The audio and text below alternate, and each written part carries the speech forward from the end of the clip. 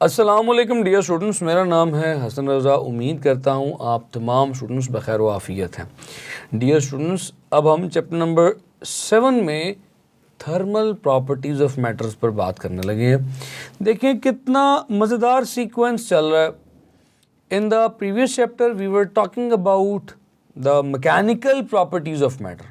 हमने mechanical properties में समझा डिफॉर्मेशन क्या है, हमने प्रेशर को समझा और प्रेशर की कुछ एप्लीकेशंस आगे देखेंगे। इस चैप्टर में we will be talking about the thermal properties of matter. Students, thermal properties से क्या मुराद है? थर्मल में थर्मल किसे कहते हैं? Thermal is heat. तो properties of matter related to heat are called as the thermal properties of matter. आपको याद है मैकेनिकल प्रॉपर्टीज क्या थी? मैंने बोला था mechanical properties is the response of body towards the application of force. कि फोर्स लगाने पर बॉडी कैसे रिस्पॉन्ड करती है। शीशा टूट जाता है और कोई मेटल है तो बेंड हो जाता है या डिफॉर्म हो जाता है। तो अब थर्मल प्रॉपर्टीज को वैसे ही समझें। थर्मल प्रॉपर्टीज ऑफ मैटर से क्या मुराद है? मैटर की वो प्रॉपर्टीज जिनका ताल्लुक हीट के साथ है। इसका मतलब है कोई भी मटीरियल, कोई भी मैटर हीट को कैसे रिस्पॉन्ड करता है, that is called as thermal property of matter. तो response of matter towards heat, कोई भी मैटर हीट को कैसे रिस्पॉन्ड करता है, that is called as its thermal property. अच्छा, थर्मल प्रॉपर्टी को समझने से पहले हमें कुछ बेसिक कॉन्सेप्ट्स को समझना है। हमें हीट को समझना है, हमें टेम्परेचर को समझना है और फिर हम अपने कॉन्सेप्ट्स को थर्मल प्रॉपर्टीज की तरफ लेकर जाएंगे step by step. Dear students, तो let's talk about the basic concept, the temperature. Let's talk about temperature and heat, the very first topic of this chapter। देखिए, मुझे बताएं टेम्परेचर किसे कहते हैं, टेम्परेचर से क्या मुराद है, टेम्परेचर हमें क्या इन्फॉर्मेशन देता है। अगर एक छोटी सी एक्टिविटी आप अपनी किताब के मुताबिक अपने घर में करें, आप दो डिफरेंट बाउल्स, दो डिफरेंट प्लेट्स ले लें जिनमें दो डिफरेंट टेम्परेचर्स पे वाटर हो। एक में ठंडा पानी डाल लें फ्रिज से निकाल कर और एक में हल्का सा माइक्रोवेव में पानी गर्म करके अपने सामने उस छोटी सी प्लेट में रखें। अब जब आप ठंडे पानी वाली प्लेट में हाथ डालेंगे, you would feel the sensation of coldness, और जब आप उस गर्म पानी वाली प्लेट में हाथ डालेंगे, you would see the sensation of heat. तो अगर आपसे ये पूछा जाए कि बेटा कौन सा पानी गर्म है, किसका टेम्परेचर ज़्यादा है, तो आप कहेंगे ये जो मैंने माइक्रोवेव से प्लेट निकाली है ये गर्म है, इसका टेम्परेचर ज़्यादा है। ये जो मैंने फ्रिज से बोतल निकाल कर पानी डाला है ये ठंडी है, इसका टेम्परेचर कम है। तो टेम्परेचर को आप कैसे डिफाइन कर रहे हैं? With the help of the word temperature you can assess, you can determine which object is cold and which object is hot. तो temperature is the measure of hotness or coolness of a body. तो हम temperature को जो basically define करते हैं, it is simply defined as measure of hotness and coolness of body. कोई भी body कितनी hot है या कितनी cooled है, it is determined with the help of temperature. It is not hotness or coldness, it is the measure of hotness or coolness. ये बताता है कि कोई चीज़ कितनी गर्म या कितनी ठंडी है। तो ये तो हो गई डियर स्टूडेंट्स इसकी पहली डेफिनेशन। टेम्परेचर से हम एक और बड़ी ख़ास चीज़ का अंदाज़ा कर सकते हैं, इसकी दूसरी डेफिनेशन में समझते हैं। लेकिन दूसरी डेफिनेशन को समझने के लिए फिर एक छोटी सी एग्जांपल समझें ज़रा। ओके, अब आप एक और छोटी सी एक्टिविटी है वो करें कि अगर आप एक कप में ज़रा पानी मज़ीद गर्म करके नियर टू बॉइलिंग करके उस कप में डालें, ऐसे जैसे उसमें धुएं उठ रहे हो, जैसे सर्दियों की शाम में आप गरम गरम चाय का कप लेते हैं पीने के लिए, तकरीबन वैसे ही गर्म सिचुएशन क्रिएट कर लें। अब जब उतने ही गर्म पानी में जो कप में मौजूद है आप चम्मच, मेटालिक स्पून स्टर करना शुरू करेंगे। अगर आप 1-2 मिनट्स के लिए उस स्पून को उस गर्म पानी में स्टर करना शुरू करें तो आप महसूस करेंगे कि स्पून का दूसरा एंड जो आपके हाथ में है वो भी गर्म होना शुरू हो जाएगा। तो बेसिकली क्या हो रहा है, इनिशियली जो चीज़ गर्म थी वो सिर्फ पानी का कप जो पानी में मौजूद जिसमें पानी मौजूद है वो गर्म था, स्पून ठंडा था। तो हुआ क्या, आहिस्ता आहिस्ता उस पानी की हीट उस स्पून में से ट्रैवल करके आपके हाथ तक आने लगी और आपको दूसरा एंड ऑफ द स्पून भी गर्म महसूस होने लगा। तो बेसिकली हीट ट्रांसफ़र हो रही है कहाँ से, from the hotter body to the colder body. तो यहाँ से एक बात जहन में और रखें कि टेम्परेचर की मदद से हमें हीट ट्रांसफ़र की डायरेक्शन समझ में आती है। अगर तो आपके पास दो डिफरेंट ऑब्जेक्ट्स हैं डिफरेंट टेम्परेचर्स पर, तो हमेशा हीट ट्रांसफ़र होगी from the higher temperature to the lower temperature. तो हम यहाँ से टेम्परेचर को एक और तरीके से भी डिफाइन कर सकते हैं, a quantity that determines the direction of heat flow. एक ऐसी क्वांटिटी जो डायरेक्शन ऑफ हीट फ्लो को डिटरमिन करेगी। Heat will always flow from the hotter body to the colder body. ये कैसे पता चलेगा आपको, टेम्परेचर देखकर पता चलेगा, क्योंकि हीट तो नहीं दिख रही, टेम्परेचर को आप महसूस कर सकते हैं, तो उससे आपको पता चलेगा कि कहाँ से कहाँ पर हीट फ्लो करेगी। तो डियर स्टूडेंट्स, ये तो टेम्परेचर की बेसिक बात हो गई। अब टेम्परेचर बताता है कि कौन सी बॉडी कितनी गर्म है और कौन सी बॉडी कितनी ठंडी है। तो चलें अब इसी बात पर डिफाइन कर लें फिर हीट को। देखिए डियर स्टूडेंट्स, कितना मज़ेदार कॉन्सेप्ट है, दोनों चीज़ें दूसरे से जुड़ी हुई हैं। टेम्परेचर ये बताता है कि कौन सी बॉडी कितनी गर्म है और कौन सी बॉडी कितनी ठंडी है, और हीट को टेम्परेचर से कनेक्ट कर लें। हीट ये बताएगी किस बॉडी का टेम्परेचर ज़्यादा होगा और किस बॉडी का टेम्परेचर कम होगा। हीट, याद रखें, उस ऑब्जेक्ट की, एटम्स की एनर्जी को बढ़ाती है या कम करती है। आगे चल के इसको डिटेल में बताता हूँ। अभी जो किताब वाली डेफिनेशन है सिर्फ उसके ऊपर बात कर रहा हूँ। तो किताब में हीट को डिफाइन किया जाता है, heat is simply defined as the energy that is transferred from the hotter body to the colder body। तो हीट को कैसे डिफाइन कर सकते हैं, energy that is transferred from object of higher temperature to the object of lower temperature। एक ऐसी energy है heat, तो it's a form of energy, ये बात ध्यान में रखिएगा, जो एक ऐसे ऑब्जेक्ट से ट्रांसफ़र होती है जिसका टेम्परेचर ज़्यादा हो और ऐसे ऑब्जेक्ट की तरफ ट्रांसफ़र होती है जिसका टेम्परेचर कम हो। तो हीट और टेम्परेचर आपने देखा कि कैसे दोनों एक दूसरे के साथ लिंक्ड हैं, रिलेटेड है। अच्छा जी स्टूडेंट्स, अब तो ये तो बात बड़ी बेसिक होगी। अब इन दोनों बातों को थोड़ा सा मिलाकर दोनों को कंबाइन कर आगे चलते हैं और अगले टॉपिक को डिस्कस करते हैं, that is temperature and internal energy. तो देखें, हमने दोनों बातों को कंबाइन कर दिया।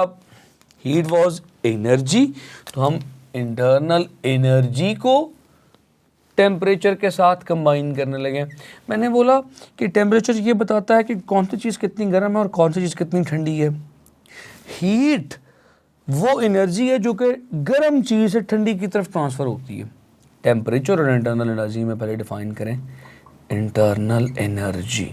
देखो स्टूडेंट्स, हम ये बात जानते हैं कि इस कायनात में हर चीज़ एटम्स और मॉलिक्यूल्स पर मुश्तमिल है। मैं अगर एक सॉलिड का स्ट्रक्चर आपके सामने ड्रॉ करूं, तो सॉलिड के स्ट्रक्चर में मेरे पास एटम्स हैं जो कि अपनी फिक्स्ड पोजीशंस पर बैठे हुए हैं, फिक्स्ड लोकेशंस पर मौजूद हैं। क्या ये एटम्स रेस्ट पे हैं? नो, आपने अपनी छोटी क्लासेस में पढ़ा हुआ है कि इस कायनात की कोई चीज़ भी रेस्ट पे नहीं है। ये एटम्स अपनी पोजीशन पर वाइब्रेट करते हैं, तो they are continuously in the state of motion, they are vibrating. Continuously अपनी फिक्स पोजीशन के अराउंड, मीन पोजीशन के around they are vibrating. Dear students, अगर मैं इस सॉलिड के पीस को हीट करना शुरू करूं, then what will happen? Heat करने से मैं इन मॉलिक्यूल्स की वाइब्रेशनल काइनेटिक एनर्जी को बढ़ाऊंगा और ये तेज तेज वाइब्रेट करना शुरू हो जाएंगे। और हीट करूंगा और वाइब्रेशन बढ़ेगी, ये मॉलिक्यूल्स अपनी फिक्स पोजीशन को छोड़ देंगे, लिक्विड बन जाएगा। आपने कभी बॉइलिंग लिक्विड को देखा है? बॉइलिंग लिक्विड में मॉलिक्यूल्स और एटम्स का डांस चल रहा होता है। मॉलिक्यूल्स और एटम्स धड़ाधड़ वाइब्रेट कर रहे हैं अन्नेवा, बल्कि ना सिर्फ वाइब्रेट कर रहे हैं बल्कि रैंडम मोशन कर रहे हैं, सर्कुलेटरी मोशन कर रहे हैं। आपने देखा होगा पानी घूम रहा होता है। तो जितना ज़्यादा हीट करते जा रहे हैं, मॉलिक्यूल्स और एटम्स की काइनेटिक एनर्जी बढ़ती जा रही है। यही काइनेटिक एनर्जी जो वाइब्रेशन की वजह से है, वाइब्रेशन काइनेटिक एनर्जी, यही काइनेटिक एनर्जी जो मॉलिक्यूल्स की रोटेशन की वजह से है, रोटेशनल काइनेटिक एनर्जी। अगर मॉलिक्यूल्स में पोटेंशियल एनर्जी भी है तो पोटेंशियल एनर्जी, तमाम एनर्जीज का सम इंटरनल एनर्जी कहलाएगी। तो इंटरनल एनर्जी को कैसे डिफाइन किया जाता है? Sum of all energies such that kinetic energy and potential energy of molecules is called internal energy। उसको हम internal energy कहते हैं। तो ख़ास चीज़ क्या है? It is sum of all kinetic energies and potential energies called as internal energy। इसको U से भी रिप्रेजेंट किया जाता है। आप चाहें तो इसका फार्मूला बना सकते हैं। बता चुका हूँ कि डेफिनेशंस फार्मूले की माँ होती हैं। इसको U से रिप्रेजेंट किया जाता है। ये तमाम काइनेटिक एनर्जीज, T लिख रहा हूँ, total kinetic energies plus potential energies का सम होती है। तो डियर स्टूडेंट्स, क्या ख्याल है ये इंटरनल एनर्जी किसके डायरेक्टली प्रोपोर्शनल होगी? देखें, हीटिंग से एटम्स या मॉलिक्यूल्स की काइनेटिक एनर्जी में इजाफा हो रहा है। तो मैं ये बात लिख सकता हूँ,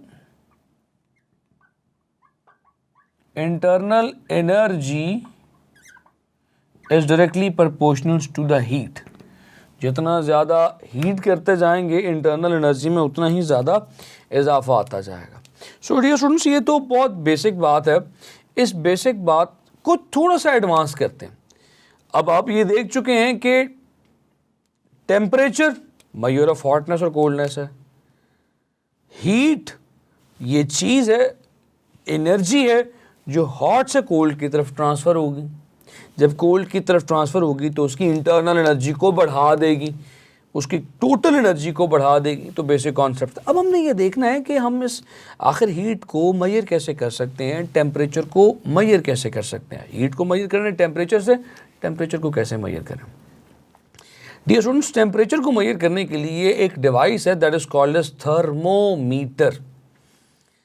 थर्मो इज हीट या temperature, meter measuring device. Thermometer एक ऐसी डिवाइस है जो किसी भी ऑब्जेक्ट के टेम्परेचर को मेजर करने के लिए इस्तेमाल की जाती है। और टेम्परेचर से हम अंदाज़ा करते हैं कि कौन सी चीज़ कितनी गर्म है और कितनी ठंडी है। अब डियर स्टूडेंट्स, थर्मोमीटर ऐसा होना चाहिए कि जो किसी भी बॉडी के साथ अटैच किया जाए, किसी भी बॉडी के साथ जोड़ा जाए और थोड़ी ही देर में उस बॉडी के टेम्परेचर का अंदाज़ा हमें दे दे। तो थर्मामीटर की ये प्रॉपर्टीज़ आखिर कैसे अचीव होगी? थर्मामीटर आखिर कैसे बनाया जाए? थर्मामीटर में यूज़ होने वाले लिक्विड की क्या प्रॉपर्टीज़ होनी चाहिए? ये बात शॉर्ट के पर्सपेक्टिव से बहुत इंपॉर्टेंट है। तो चलें मैं आपको समझाता हूँ। डियर स्टूडेंट्स, इस वक्त ये कुछ प्रॉपर्टीज़ आप अपने सामने लिखी हुई देख रहे हैं स्क्रीन पर। These are the properties of a thermometer, a good thermometer. इसकी पहली प्रॉपर्टी है कि it should be a good conductor of heat. और साथ ही देखें, इसके नीचे वाली प्रॉपर्टी है it gives quick response of temperature. ये दोनों बातें सेम है।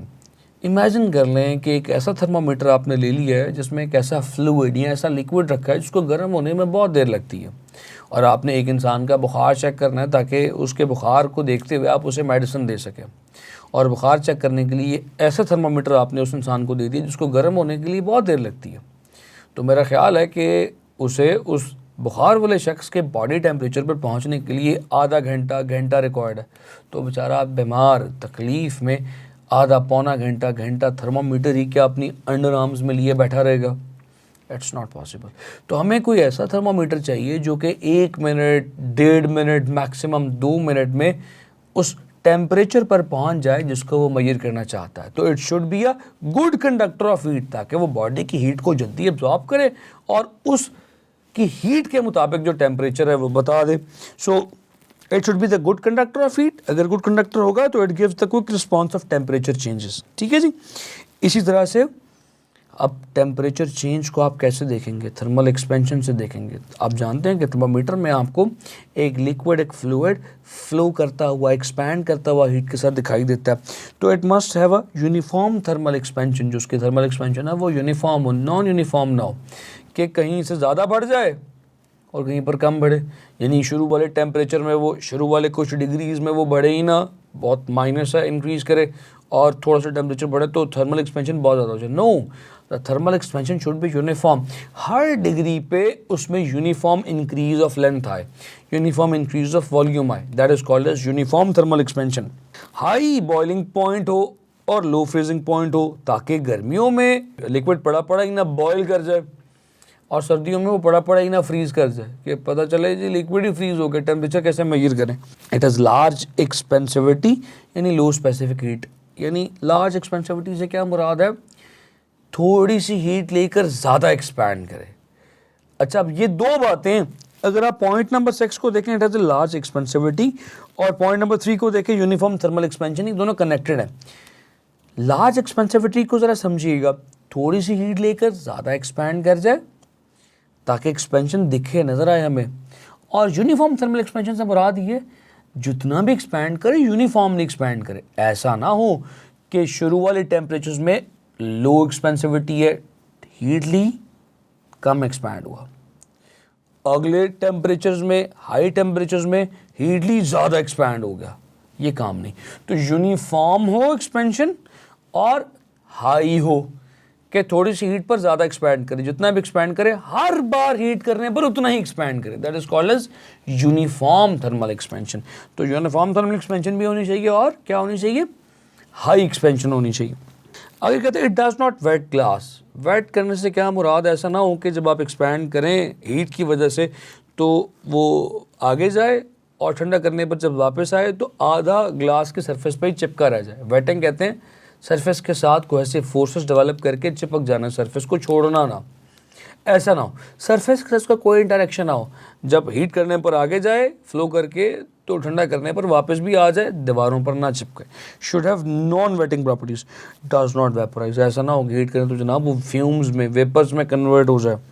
It should be visible, visible होनी चाहिए। तो जी ये तमाम प्रॉपर्टीज़ आपके घर में मौजूद मरकरी थर्मोमीटर में मौजूद है। मरकरी थर्मोमीटर विजिबल भी है सिल्वरी कलर की वजह से, और उसकी थर्मल एक्सपेंशन भी अच्छी खासी है, यूनिफॉर्म है, थोड़े टेम्परेचर पर यूनिफॉर्मली हीट होकर एक्सपैंड होना शुरू हो जाता है। तो it is a best choice for clinical thermometers.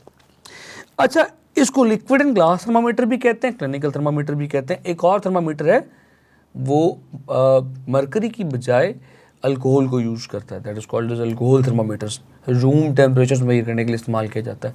अब अल्कोहल जो है इट्स नॉट कलर्ड, तो अल्कोहल थर्मोमीटर्स को यूज़ करने के लिए उसमें कलर के 1-2 ड्रॉप्स मिक्स किए जाते हैं, ताकि ये जो आप रेड कलर की पिक्चर देख रहे हैं जिसके ऊपर मरकरी लिखा हुआ है, बेसिकली ये अल्कोहल थर्मोमीटर है। उसमें अल्कोहल में 1-2 ड्रॉप्स रेड कलर के ऐड किए जाते हैं ताकि आप उसको देख सकें। उम्मीद करता हूँ कि ये तमाम कहानी आपको समझ आई है। अगला टॉपिक हमारा चैप्टर का लास्ट टॉपिक होगा, that would be the temperature scales. Temperature scales आपसे डिटेल में डिस्कस करूँगा, उन्हें कैसे लिखा जाता है, कैसे एक स्केल से दूसरे स्केल में कन्वर्ट किया जाता है। तब तक अपना बेइंतहा ख्याल रखें।